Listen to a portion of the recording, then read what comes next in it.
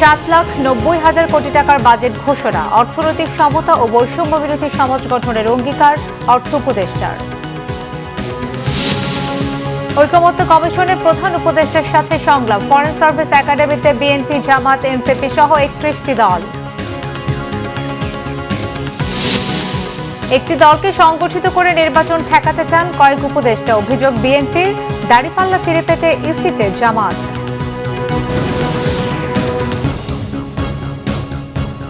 দেখছিলেন ক্রাউন 7 সংবাদ শিরোনাম।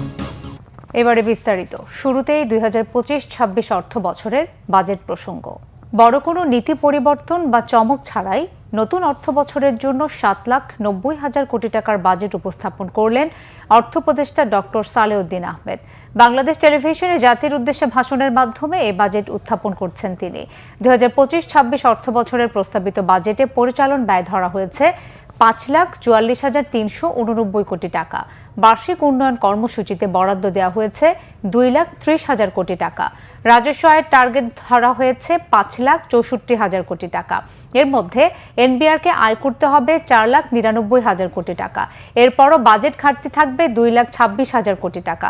এজন্য ব্যাংক ব্যবস্থা ও সঞ্চয়পত্র থেকে ধার নেওয়া হবে 1,25,000 কোটি টাকা। বৈদেশিক উৎস থেকে ঋণের টার্গেট ধরা হয়েছে 1,05,000 কোটি টাকা। অর্থ উপদেষ্টা জানিয়েছেন, এবারের বাজেটে প্রবৃদ্ধির ধারণা থেকে সরে এসেছে সরকার। আনার কঠিন কাজটি আমি স্বস্তি এবং আনন্দের সাথে জানাতে চাই, মাত্র 10 মাসেরও কম সময়ে অন্তর্বর্তী সরকার ইতিমধ্যে সেই লক্ষ্য পূরণে অনেক দূরে এগিয়ে যেতে সক্ষম হয়েছে। জুলাই অভ্যুত্থানের পর যে আশায় আমরা বুক বেঁধেছিলাম তা খুব শীঘ্রই আমরা পূরণ করতে সক্ষম হব ইনশাআল্লাহ। আগামী 2025-26 অর্থবছরে মোট 5,64,000 কোটি টাকা রাজস্ব আয়ের প্রস্তাব করছি, যা জিডিপি 9%। এর মধ্যে রাজস্ব বোর্ডের মাধ্যমে 4,99,000 কোটি টাকা এবং অন্যান্য উৎস হতে 65,000 কোটি টাকা সংগ্রহ করার প্রস্তাব করছি।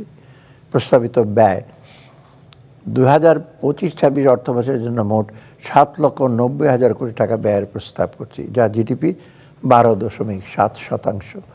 এর মধ্যে পরিচালন সহ অন্যান্য খাতে মোট 5,60,000 কোটি টাকা এবং বার্ষিক উন্নয়ন কর্মসূচিতে 2,30,000 টাকা বরাদ্দের প্রস্তাব করছি। এই প্রসঙ্গে উল্লেখ করতে চাই যে 2015 সালের পর অদ্যাবধি কোনো বেতন কাঠামো প্রণীত না হয় বিষয়টি বিবেচনা নিয়ে এবারের বাজেটে সরকারি কর্মচারীদের জন্য বিশেষ সুবিধার পরিমাণ বৃদ্ধির প্রস্তাব করছি। শুরু হচ্ছে প্রধান উপদেষ্টার নেতৃত্বাধীন জাতীয় ঐকমত্য কমিশনের দ্বিতীয় ধাপের সংলাপ। কমিশন সভাপতি ও প্রধান উপদেষ্টা ডক্টর মোহাম্মদ ইউনূসের উপস্থিতিতে রাজধানীর ফরেন সার্ভিস একাডেমিতে এই বৈঠক হবে।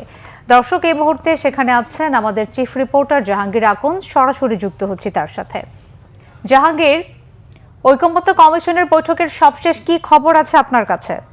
হ্যাঁ মিথিলা, জাতীয় ঐকমত্য কমিশনের সাথে রাজনৈতিক দলগুলোর দ্বিতীয় দফা সংলাপ শুরু হচ্ছে আজ। কিছুক্ষণের মধ্যেই সেটি শুরু হবে।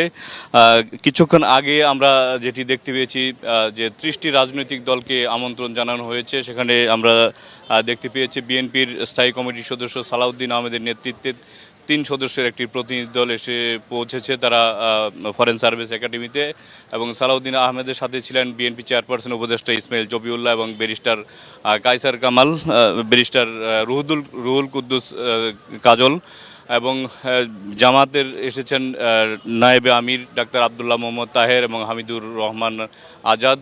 এছাড়াও গণসংহতি আন্দোলনের প্রধান সমন্বয়কারী জুনায়েদ সাকি, বিপ্লবী ওয়ার্কার্স পার্টির সাইফুল হক এবং এনসিপি নাগরিক পার্টির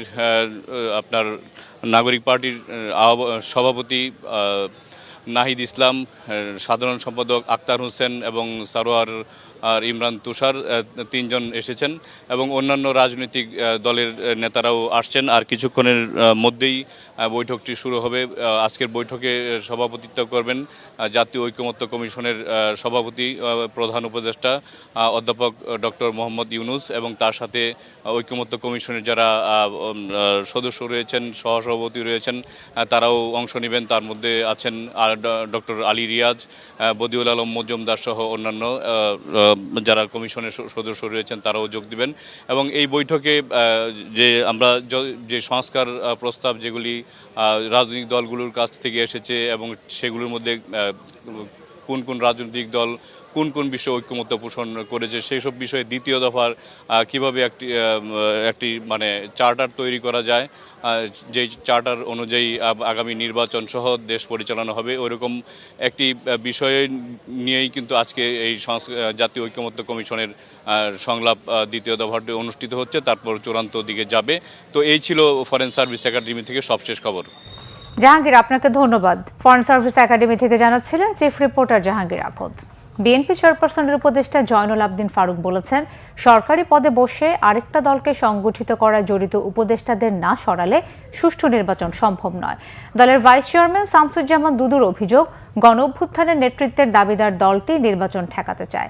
জাতীয় প্রেস ক্লাবে দুটি অনুষ্ঠানে তারা এসব কথা বলেন। এক অনুষ্ঠানে জয়নুল আবদিন ফারুক অভিযোগ করেন, সংস্কারের নামে নির্বাচন বিলম্বিত করা হচ্ছে। একটি সুষ্ঠু নির্বাচনের জন্য অন্তর্বর্তী সরকারকে ক্ষমতায় বসানো হলেও তারা একটি দলকে সংগঠিত করছে বলে অভিযোগ করেন তিনি। অন্য একটি অনুষ্ঠানে শামসুজ্জামান দুদু বলেছেন, একটি দল নির্বাচন ঠেকানোর কাজ করছে, যা আস্তে আস্তে উন্মোচন হচ্ছে। নিবন্ধন ও প্রতীক ইস্যু নিয়ে নির্বাচন কমিশনের সঙ্গে বৈঠক করেছে জামাতে ইসলামের সদস্যের একটি প্রতিনিধি দল। নির্বাচন ভবনে প্রধান নির্বাচন কমিশনারের সঙ্গে এই বৈঠক হয়। আদালতের রায়ের পরদিন জামাতে ইসলামী আইনজীবী সহ রায়ের কপি নিয়ে ইসিতে যায়। বাংলাদেশ জামাতে ইসলামীর নিবন্ধন ও প্রতীক বিষয়ে আদালতের রায়ের কপি হাতে পাওয়ার পর করণীয় বিষয়ে সিদ্ধান্ত নেবে বলেই রবিবার নির্বাচন কমিশন জানিয়েছিল। বৈঠকে সিইসি এএমএম নাসির উদ্দিন সহ 4 নির্বাচন কমিশনার ও সচিব উপস্থিত ছিলেন। দলের সহকারী secretary general AHM Hamidur Rahman আজাদের নেতৃত্বে 6 সদস্যের একটি প্রতিনিধি দল বৈঠকে অংশ নেয়। বৈঠক শেষে হামিদুর রহমান আজাদ জানান, দ্রুত আপিল বিভাগের নির্দেশনা বাস্তবায়ন করা হবে বলেও তারা আশা করছেন।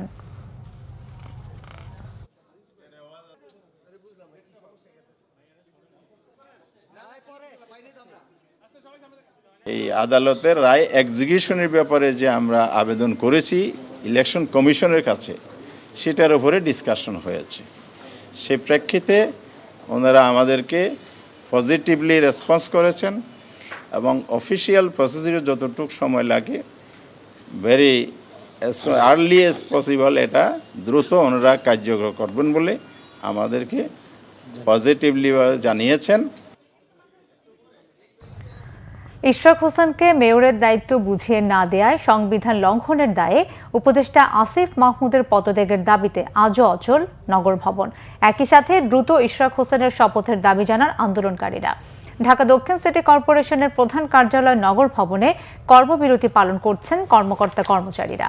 আদালতের রায় ও নির্বাচন কমিশনের গেজেট অনুসারে ইশরাক হোসেনকে মেয়রের শপথ আয়োজন না করে স্থানীয় সরকার মন্ত্রণালয়ের উপদেষ্টা সংবিধান লঙ্ঘন করেছেন। এই দায় নিয়ে স্থানীয় সরকার উপদেষ্টা আসিফ মাহমুদের পদত্যাগের দাবি করেন আন্দোলনকারীরা। অন্যদিকে সুপ্রিম কোর্টের আদেশের বিষয়ে নির্বাচন কমিশনের সিদ্ধান্তের জানার পর নতুন কর্মসূচি নেওয়ার কথা জানিয়েছেন আন্দোলনকারী ঢাকাবাসী। এই ছিল এখনকার মতো। পরের সংবাদ সন্ধ্যে 6টায়। এর আগে 5টায় রয়েছে নিউজ টপ 10 দেখার আমন্ত্রণ রইল। ধন্যবাদ।